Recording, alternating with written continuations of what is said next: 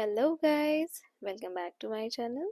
आज हम बात करने वाले हैं Korean drama Genie make a wish के बारे में। कहानी की शुरुआत होती है जहाँ पे इब्लिस अपनी कहानी बता रहा होता है कि कैसे भगवान ने बिना धुएं वाली आग से जीनियों को बनाया है, लेकिन कुछ ही टाइम बाद जीनियों को अपने ऊपर घमंड होने लगा और इसलिए भगवान ने फिर फरिश्तों को यानी कि एंजल्स को भेजा और इसके बाद इन दोनों की लड़ाई लगभग 300 साल तक चली, जिसमें कुछ जीनी अपनी जान बचाने के लिए चिराग में छुप गए।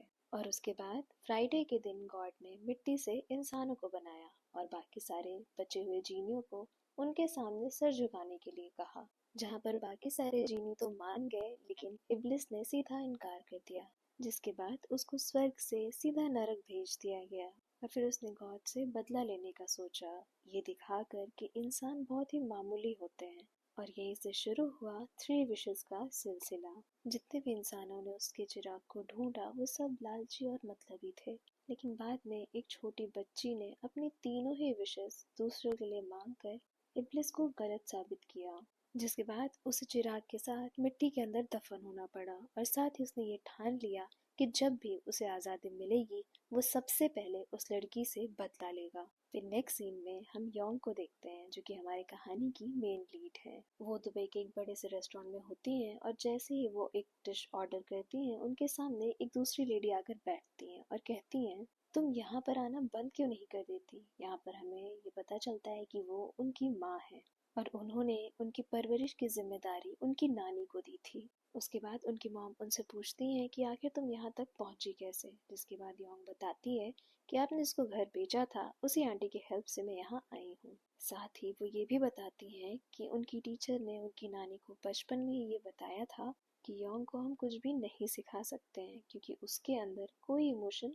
है ही नहीं सिवाय गुस्से के, और कहीं ना कहीं उसको दूसरे को हर्ट करने में मजा आता था। आगे उनकी टीचर बताती हैं कि एक बार बायोलॉजी लैब में उसे जब फ्रॉक काटना था तो योंग बार बार फ्रॉक काट रही थी। ये सब सुनने के बाद उसकी नानी जब घर आती हैं तो वो योंग को एक फ्रॉक देती है काटने के लिए, और वो जैसे ही फ्रॉक पे चाकू मारती है उसकी नानी भी उसके हाथ पर वैसे ही वार करती है। और जिसके बाद योंग गुस्से में अपनी नानी का ही गला दबा रही होती है और नानी भी उसका गला दबाती है और साथ ही उसे समझा रही होती हैं कि दूसरे लोगों में भी जान होती है और अगर तुम उन्हें हर्ट करोगी तो उन्हें भी वैसा ही दर्द होगा जैसा अभी तुम्हें हो रहा है। वापस से सीन प्रेजेंट में शिफ्ट होता है और वहाँ पर योंग बता रही होती है अपनी माँ को कि उसकी माँ ने भले ही उन्हें छोड़ दिया हो लेकिन उनकी नानी ने उन्हें सब कुछ सिखाया है। उसके बाद योंग डेजर्ट में घूम रही होती है और तभी वहाँ पर अचानक से मिट्टी का एक बवंडर आ जाता है। उसके बाद योंग आगे बढ़ रही होती है और तभी उसका पैर किसी चीज़ से टकरा जाता है और वो गिर जाती है। वो वहाँ पर बहुत ही ज़्यादा गुस्सा हो रही होती है, लेकिन जब वो उसे उठाकर देखती है तो वो एक चिराग होता है। वो उसे हिलाती है लेकिन तभी मिट्टी का बवंडर फिर आता है और उसी के साथ इब्लिस भी बाहर आता है। और इब्लिस उसे देखते ही पहचान जाता है कि ये वही लड़की है जिसकी वजह से मैं 963 ईयर्स तक कैद था। योंग उसे पूरी तरह से इग्नोर करके वापस अपने होटल रूम में चली जाती है, लेकिन जब वो अंदर घुसती है तो उसके सामने इब्लिस बैठा होता है और पूरे कमरे में चारों तरफ बाल ही बाल होते हैं। वो उसे वहां से जाने के लिए कहती है लेकिन इब्लिस नहीं मानता है और साथ ही वो अपनी कहानी सुनाने लगता है कि आखिर उसने इतने सालों तक उस चिराग में क्या किया, जिसमें पहले 600 सालों तक तो वो एकदम शांत रहा। उसके बाद अपने बालों से बने एक जानवर जिसका नाम सईद है उसे योंग के पीछे लगाया और योंग के सारे जन्मों के बारे में सईद ने उसे बताया, जिसके बाद इब्लिस ने बहुत ज़्यादा मिन्नत करी भगवान से कि अगर उसका अगला मालिक अच्छा और नेक दिल हुआ तो वो खुशी खुशी नरक में चला जाएगा, लेकिन अगर ऐसा नहीं हुआ तो वो स्वर्ग और नरक में पूरी तरह से आज़ादी से घूम सकता है। और इसीलिए वो चाहता था कि योंग को वो एक बहुत ही ज़्यादा बुरा इंसान बनाए। ये सारी बातें वो लोग बाजार में कर रहे होते हैं और बाकी सबको तो इब्लिस नहीं दिखाई देता, इसलिए वो लोग योंग को पागल समझ रहे होते हैं। जिसके बाद योंग कई बार कोशिश करती है चिराग से छुटकारा पाने की, लेकिन बार बार इब्लिस उसके पास आ जाता है। थक हार कर योंग उससे पूछती है कि आखिर तुम क्या चाहते हो, जिस पर वो बोलता है कि तुम्हें बस 3 विशेस मांगनी है। जिसके बाद वो उससे पूछती है कि अच्छा तो क्या तुम उड़ सकते हो। इसके बाद इब्लिस उसे अपने करीब ले आता है और सबसे ऊंची बिल्डिंग पे ले जाता है उड़ाकर। योंग इधर उधर देखती है और उसके बाद इब्लिस को वहां से धक्का दे देती है। इब्लिस बहुत ज्यादा गुस्सा हो जाता है और गुस्से में योंग का गला पकड़ लेता है। जिसके बाद योंग पागलों की तरह हंसने लगती है और कहती है मुझे मरने से डर नहीं लगता है। फिर नेक्स्ट सीन में वो फ्लाइट पकड़कर वापस अपने घर चली आती है, जहाँ पर सभी लोग उसे एक लड़के के साथ देखकर बहुत ही ज़्यादा हैरान होते हैं। यहाँ पर योंग बहुत ज़्यादा कंफ्यूज होती है। वो सोच रही होती है कि आखिर ये लोग इब्लिस को देख कैसे पा रहे हैं। उसके बाद उसकी नानी भी इब्लिस के बारे में उससे पूछ रही होती हैं। जिसके बाद योंग अपना गुस्सा शांत करने के लिए अपने हाथ में लगी घड़ी की आवाज़ सुनने लगती है। इसके बाद हमें पास्ट का सीन दिखाया जाता है, जहाँ पर योंग को बहुत ज़्यादा गुस्सा आता था और इसलिए उसकी नानी ने उसे एक वॉच दी थी और कहा था कि तुम्हें जब गुस्सा आए तो तुम इसकी आवाज़ सुनना। इसके बाद सीन फिर से प्रेजेंट में शिफ्ट होता है, जहाँ पर इब्लिस नानी के पास खड़ा होता है और नानी उससे उसके बारे में पूछ रही होती है। जिसके बाद वो धीरे से वहाँ से खिसक लेता है और वो सईद के पास जाता है और वो पता लगाता है कि आखिर योंग के साइकोपैथ होने का मतलब क्या है। उसके बाद वो योंग के साथ सुपरमार्केट जा रहा होता है, जहाँ पर रास्ते में उसे गांव के सरपंच और उनके साथी मिलते हैं और अगले ही सीन में वो बियर पी के किसी और ही दुनिया में पहुंच जाता है और उसके बगल में बच्चे वीडियो गेम खेल रहे होते हैं तो वो भी उनके साथ खेलने लगता है। उधर योंग भी अपने दोस्त मिंजी से मिलती है और मिलकर उसे इब्लिस के बारे में सब कुछ बताती है, लेकिन ये नहीं बताती है कि इब्लिस एक जीनी है। और ये सुनने के बाद मिंगी उसे इब्लिस से दूर रहने के लिए कहती है। उसके बाद योंग अपने वर्कशॉप में होती है, जहाँ पर इब्लिस आग लगा देता है। जिसके बाद योंग गुस्से में इब्लिस को डंडे से पीट रही होती है और उसके बाद जब तक फायर फाइटर वहाँ पहुँचते हैं, आग तो बुझ चुकी होती है, साथ ही इब्लिस भी वापस अपने चिराग में चला गया रहता है। फिर एक रेस्टोरेंट में हम मिंजी और योंग को साथ में खाते हुए देखते हैं। साथ ही उनकी बातों से हमें पता चलता है कि योंग बहुत ही ज़्यादा पक्की है, पंक्चुअल है अपनी चीज़ों को लेकर और वो हर वेंसडे यहीं पर खाने आती है। फिर जैसे ही मिंजी पानी लेने के लिए जाती है, उस वाटर कूलर से इब्लिस बाहर आता है। उसके बाद योंग जब बाहर आती है तो वो एक हेयर क्लिप के शॉप से एक हेयर क्लिप खरीद के इब्लिस को देती है और कहती है कि जब भी तुम ये लगाओगे तो मैं समझ जाऊंगी तुम सिर्फ मुझे दिखाई दे रहे हो। और इब्लिस बोलता है कि अगर ये तुम्हारी पहली विश है तो मैं इसे ज़रूर पूरा करूंगा। जिस पर योंग बोलती है ये मेरी पहली विश नहीं है, मेरी पहली विश ये है कि यहाँ से निकलने वाले 5 में से 3 लोग लालची हैं और बुरे हैं, तुम ये साबित करके दिखाओ। इब्लिस इसके लिए मान जाता है। सबसे पहले इंसान कांग होती है, जो कि एक सुपरमार्केट में काम करती है और दूसरी इंसान योंग की क्लासमेट होती है, जो कि एक बैंक में काम करती है। और फिर होता है एक कुत्ता, जो कि योंग को देखकर हमेशा भौंकता था। फिर होता है कैफे का ओनर सांगते और उसके बाद होता है एक यूट्यूबर योंग, जो अपनी वाइफ के साथ वहाँ पर रहता था। दूसरे दिन इब्लिस बहुत ही ज़्यादा परेशान होता है और इसलिए वो अपना कालीन उठाता है चिराग में से और नानी के पास से खाना उठाता है और उड़ जाता है आसमान में। फिर उसके नेक्स्ट सीन में इब्लिस योंग के पिछले जन्म में जाता है, जहाँ पर वो इब्लिस को बहुत ही ज़्यादा दयालु लगती है और इसलिए वो वापस आ जाता है और योंग को बताता है कि जिन भी लोगों को उसने चुना है, अगर उनके अंदर कोई भी इच्छा या लालच नहीं हुई तो उन्हें वो दिखाई नहीं देगा। उसके बाद इब्लिस योंग को लेकर एक बिल्डिंग पे जाता है और वहाँ पर वो उसे एक पेन दिखाते हुए बोलता है ये एक ऐसा पेन है जो सिर्फ सच लिखता है। लेकिन तभी उस बिल्डिंग का मालिक और मौत का फरिश्ता इज़राइल वहाँ पर आ जाता है और उसे देखते ही इब्लिस योंग को नीचे फेंकते हुए ये कहता है कि तुम्हें जब भी मौका मिले इसका एक पंख तोड़ लेना। योंग को बचाने के लिए इज़राइल उसके पीछे जाता है और उसे सेफ्टी से नीचे उतारता है।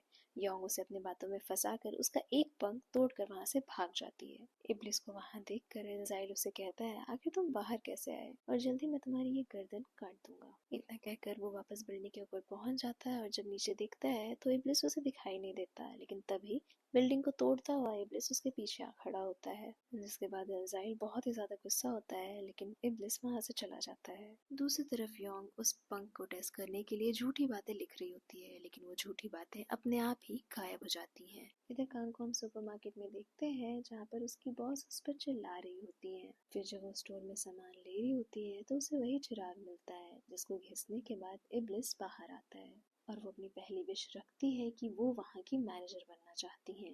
इब्लिस ऐसा ही करता है और वो उसकी पहली विश ग्रांट करता है और वहाँ की मैनेजर बना देता है। योंग भी वहीं पर होती है, जिसके बाद इब्लिस उससे कहता है देखा, इंसान सबसे पहले अपना ही सोचता है, खुद के लिए ही मांगता है। जिस पर योंग बोलती है अभी बाकी के लोग बचे हैं। जिसके बाद वो बचपन का सीन याद कर रही होती है और सीन फिर से पास्ट में शिफ्ट होता है, जहाँ पर मिंजे को बाकी सारे लोग बुली कर रहे होते होते हैं, जिसके बाद वो मिंजे को बचाती है और जबरदस्ती उसे अपना दोस्त बना लेती है। सीन वापस से प्रेजेंट में शिफ्ट होता है और हम इज़राइल को देखते हैं जो इब्लिस को लेकर बहुत ही ज़्यादा परेशान होता है। तभी हम वहाँ पर ईरम को देखते हैं जो कि इज़राइल की साथी थी और वो उसे कांग के फर्स्ट विश के बारे में बता रही होती है। दूसरी तरफ इब्लिस भी सईद को योंग के पीछे लगाया रहता है कि उसके रूटीन के बारे में पता करो, जिसके बाद उसे पता चलता है कि महीने की 4 तारीख को वो स्कूबा डाइविंग करने जाती है, 14 को हाइकिंग और 24 को वुडन वर्कशॉप में काम करती है।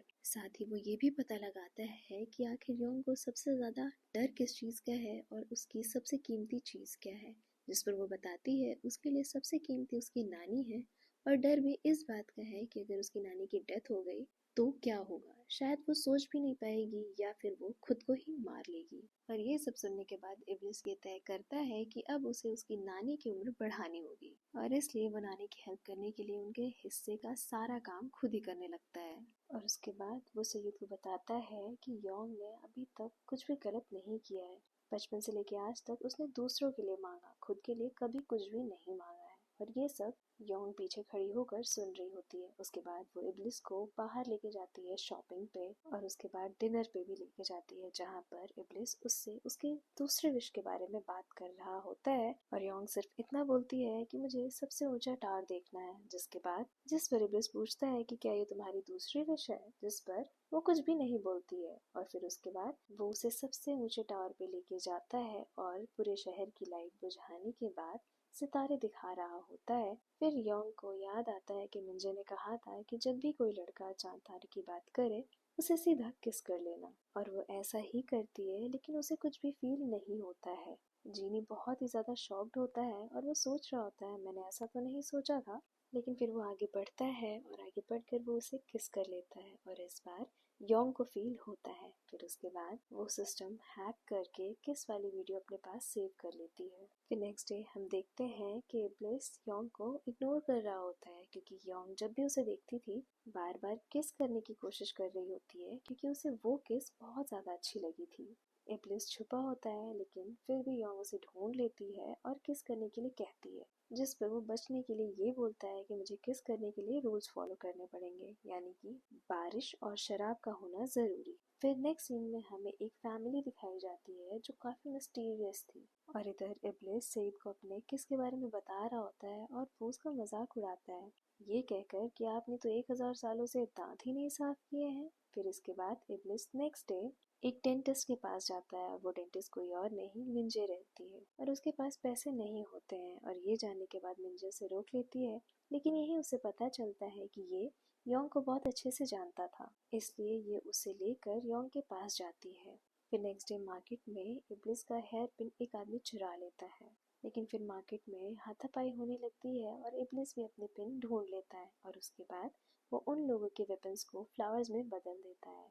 इधर रात के टाइम योंग के पास इज़राइल आता है और बताता है कि वो एक एंजल है। साथ ही वो ये भी बताता है कि जिस दिन इब्लिस ने किसी इंसान के सामने अपना सर झुकाया वो उसी दिन उसका गला काट देगा। और इधर मिंजे इब्लिस के साथ डिनर कर रही होती है, जहाँ पर वो थोड़ी ज्यादा ड्रंक हो जाती है और वो बोलती है कि योंग बहुत अच्छी लड़की है और उसके साथ जो भी गलत करेगा मैं उसे नहीं छोड़ूंगी। और वो दोनों ये सब बात करके आपस में हंस रहे होते हैं। वहीं पीछे योंग खड़ी होकर ये सब देख और सुन रही होती है। योंग मिंजे को लेकर घर आ रही होती है, लेकिन कैफे की मैनेजर इब्लिस को पैसे के लिए रोक लेती है, लेकिन इब्लिस के पास पैसे नहीं होते हैं और इसलिए वो उसे पुलिस में दे देती है और वहां से योंग उसे छुड़ा कर ले आती है। साथ ही वो उसे डांट भी रही होती है कि पैसे और बिल के लिए उसने अपने भाई इज़राइल को कॉल क्यों नहीं किया, जिसके बाद वो उसे अपने भाई के साथ हुई उस लड़ाई के बारे में बता देता है और कहता है कि हम दुश्मन हैं, जिस पर वो बोलती है कि तुम्हें अपने भाई को ढूंढना चाहिए, और ये सुनते ही वो वहां से गायब हो जाता है।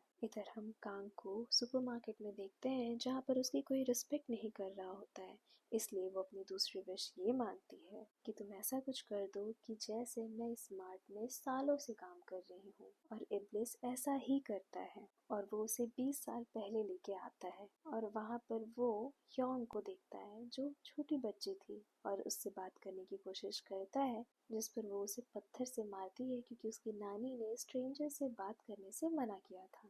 इधर प्रेजेंट में हम योंग को देखते हैं जो बहुत सारी शराब खरीद के इब्लिस का वेट कर रही थी क्योंकि आज बारिश हो रही थी। लेकिन इब्लिस बारिश बंद होने के बाद उसके सामने आता है जिस पर वो बहुत ज्यादा गुस्सा हो जाती है। तभी वहां पर एक पालतू कुत्ता आ जाता है और वो योंग को देखकर और जोर से भौंकने लगता है, जिस पर योंग बोलती है कि कुत्तों को इमोशनल इंसान पसंद है और मेरे में तो कोई इमोशन है ही नहीं। और इतना कह के वो वहां से चली जाती है, जिसके बाद इब्लिस कुत्ते की तरफ देखते हुए ये बोलता है कि मैं तुम्हें 3 विशेस ग्रांट करूंगा, लेकिन बदले में तुमको योंग के ऊपर भौंकना बंद करना होगा।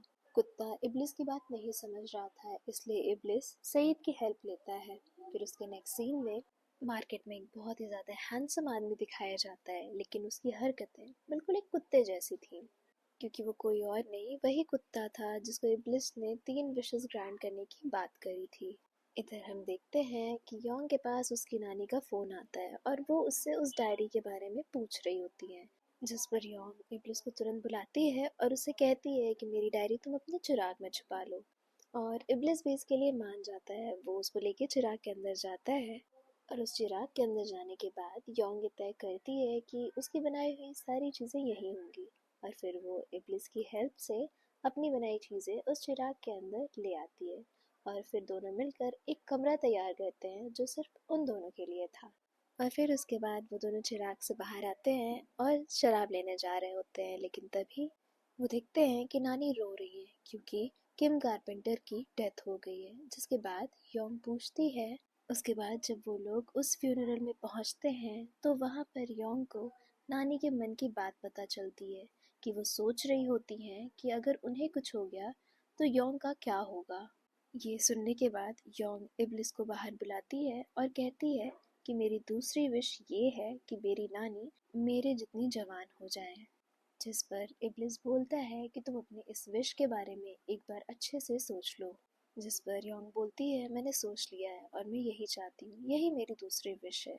इब्लिस को योंग की ये विश अगले 72 घंटों के अंदर ही पूरी करनी थी। आगे हम देखते हैं कि योंग अपनी नानी को एक ट्रिप पे बुलाती है हवाई 3 दिनों के लिए। और ये सारी चीजें सुनकर नानी बहुत ज्यादा खुश थी और उसी खुशी में वो पूरे गांव में ये बता देती हैं कि मैं अपनी पोती के साथ घूमने जा रही हूँ। वहीं दूसरी तरफ कांग अपनी छोटी बेटी को लेकर बहुत ज्यादा परेशान थी, क्योंकि जब वो उसके रूम में गई थी तो उसे एक प्रेगनेंसी किट मिली जिस पर 2 लाइन्स थी, जिसका मतलब था कि वो प्रेग्नेंट थी। उसके बाद जब वो फ़ोन करती है तो उसकी बेटी उससे लड़ रही होती है कि आखिर आप कौन होती हैं मेरे पर्सनल मैटर्स में इंटरफेयर करने वाली। उसके बाद कान फ़ोन रख कर रोने लगती है और ये सब इब्लिस देख रहा होता है।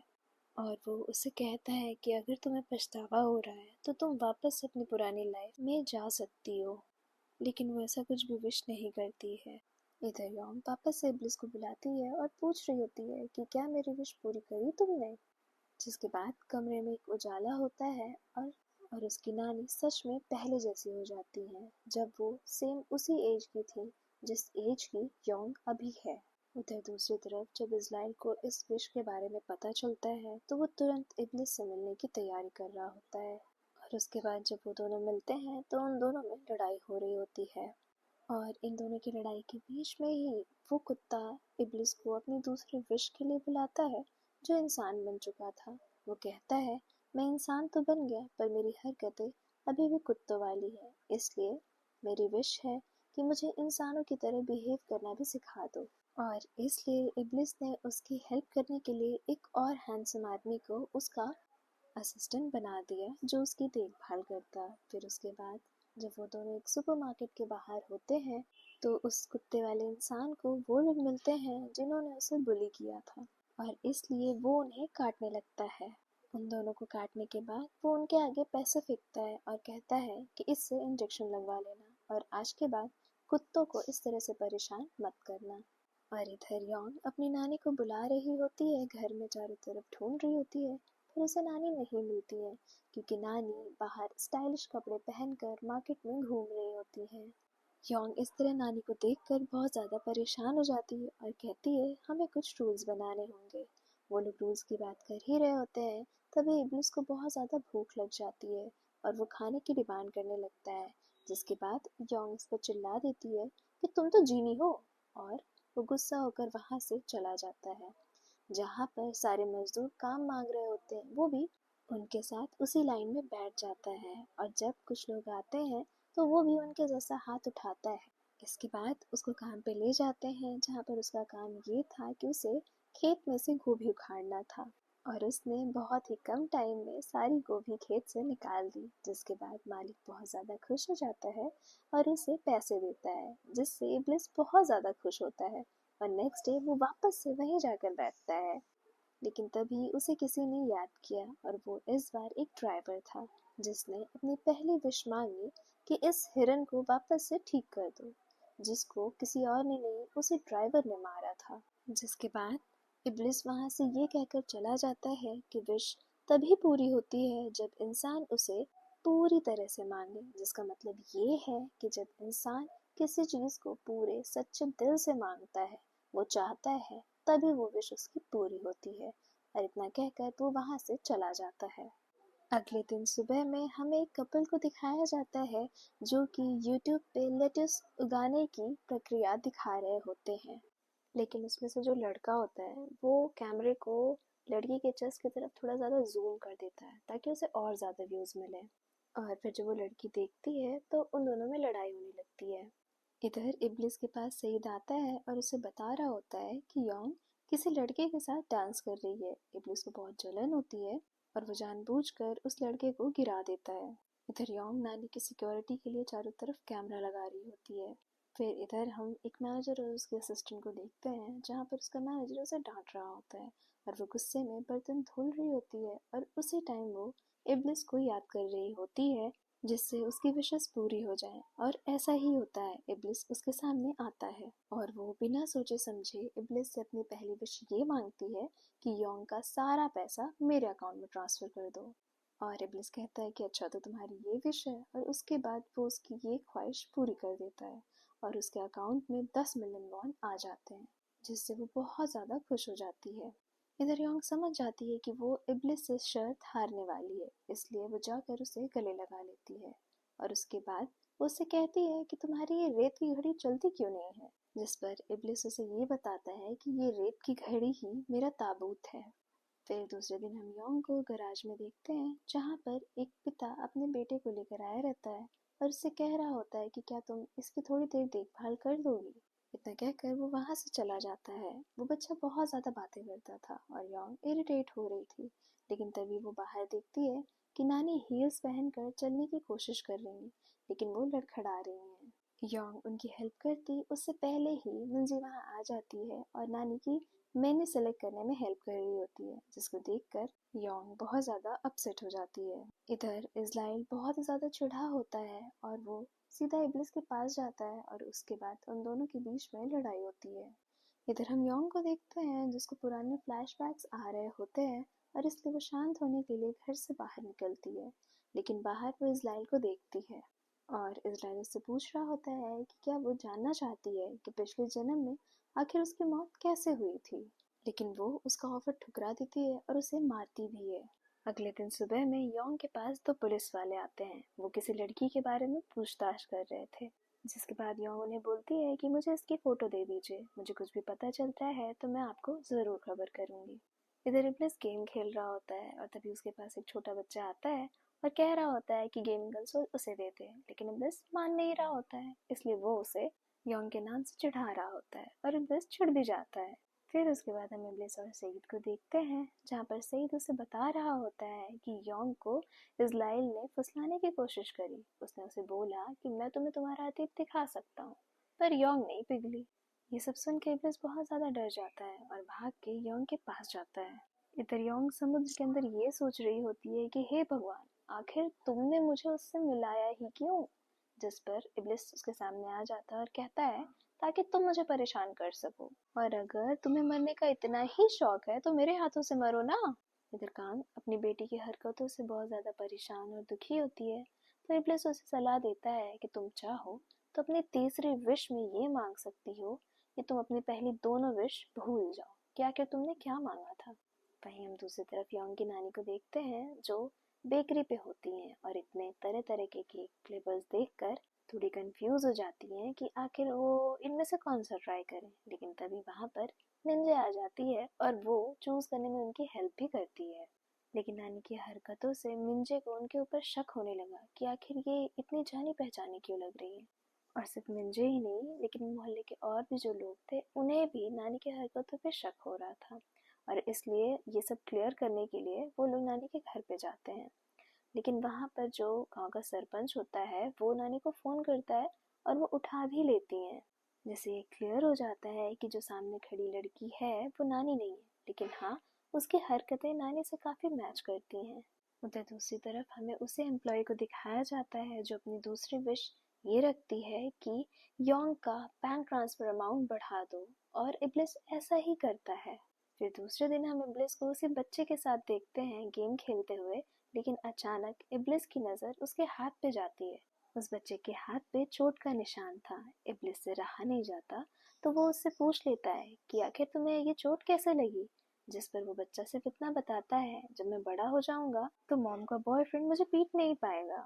इब्लिस ने उसकी हेल्प करने की सोची और उसके मॉम के बॉयफ्रेंड को अपने चिराग के अंदर ले गया और वहां पर छोड़ दिया। फिर उसके अगले सीन में हम उसी आदमी को देखते हैं जो कुत्ते से इंसान बना था, और उसके आसपास कुछ लोग उस पर नजर रखे हुए थे। और जब ये चीज उसका ड्राइवर देखता है तो उसके पास आकर पूछता है कि सर, आप यहाँ क्या कर रहे हैं।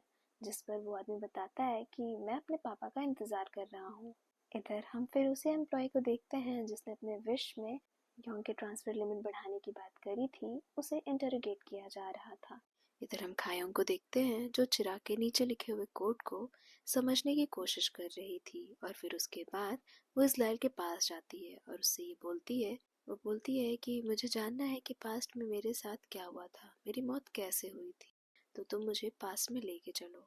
इज़राइल ऐसा ही करता है। फिर वो वहाँ पर देखती है कि इब्लिस और इज़राइल साथ में बैठे हैं और कुछ लोग कुछ बच्चों को एक गांव से दूसरे गांव लेके जा रहे थे किडनैप करके। और रास्ते में तभी उनके ऊपर कुछ भेड़िया या कुत्ते हमला कर देते हैं और वो लोग खुद को बचाने के लिए एक बच्चे को उसके आगे छोड़कर आगे बढ़ने लगते हैं। और उन्हीं में से एक होती है योंग। चलते चलते योंग का पैर किसी चीज से लड़ता है और वो गिर जाती है। और उसमें से इब्लिस बाहर आता है और वो योंग से विश मांगने के लिए कहता है। जिस पर योंग अपनी पहली विश ये रखती है कि इस बच्चे को बचा लिया जाए और इसकी उम्र भी लंबी हो जाए। इब्लिस ऐसा ही करता है और उसके बाद वो उसे दूसरी विश मांगने के लिए कहता है। जिस पर वो ये कहती है कि हमारे गांव के जितने भी बच्चे किडनैप हुए हैं वो वापस मिल जाएं, अपने पेरेंट्स के पास पहुंच जाएं। इब्लिस ऐसा ही करता है और साथ ही वो उस रास्ते को भी मिटा देता है ताकि किडनैपर्स दोबारा उस गांव में पहुंच ही ना पाए। और इस वजह से वो सारे किडनैपर्स भी मारे जाते हैं जो उस रास्ते पे चलकर आए थे। और ये देखने के बाद छोटी योंग ये कहती है कि मैंने ये तो नहीं मांगा था। इसलिए वो अपनी तीसरी विश में ये मांगती है कि मैंने जो भी अपनी दो विशेस की वजह से किया है उसका हर्जाना मुझे और इब्लिस दोनों को मिलना चाहिए। और उसके ऐसा मांगते ही वो तुरंत मर जाती है और साथ ही इब्लिस को हजारों साल के लिए उसी चिराग में कैद होना पड़ा।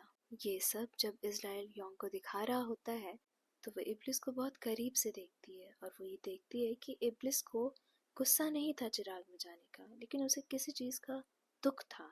ये सब देखने के बाद योंग इज़राइल को एक घूंसा मारती है ये कहते हुए कि जब मैं मर रही थी तो तुम ये सब बस बैठ के देख रहे थे। फिर उसके नेक्स्ट सीन में हम योंग को देखते हैं जो इब्लिस को अपने ऑफिस में बुलाती है और उससे पूछती है कि क्या पास्ट लाइफ में तुम्हारी कोई गर्लफ्रेंड थी। जिस पर वो बोलता है हाँ थी। फिर वो उससे पूछती है कि तो तुमने उसे किस भी किया था। और इतना सुनते ही इब्लिस वहां से गायब हो जाता है। उधर दूसरी तरफ जो स्ट्रीमिंग करने वाला लड़का था उसके फोन पे एक चिराग बना हुआ आता है। वो बहुत ज्यादा नशे में होता है तो उस पर क्लिक कर देता है और ऐसा करते ही उसे पहली विश मांगने का ऑफर आता है जिसमें वो बोलता है कि कुछ ऐसा हो जाए जिससे मेरा कंटेंट हिट हो जाए। और ऐसा ही होता है और अगले ही पल वो किसी जंगल में होता है, लाइव स्ट्रीमिंग कर रहा होता है और चलते चलते उसका पैर किसी चीज़ से टकरा जाता है। और जब वो देखता है तो वहाँ पर एक डेड बॉडी होती है और ये देखने के बाद उसके व्यूअर्स बढ़ने लगते हैं। और ये बात इतनी ज़्यादा फैल जाती है कि पुलिस भी इन्वॉल्व हो जाती है। और ये सारी चीज़ें योंग के नेबरहुड से रिलेटेड थी, तो उसके आसपास के लोग ये सोचने लगे थे कि हो ना हो ये सब कुछ योंग ने ही किया होगा।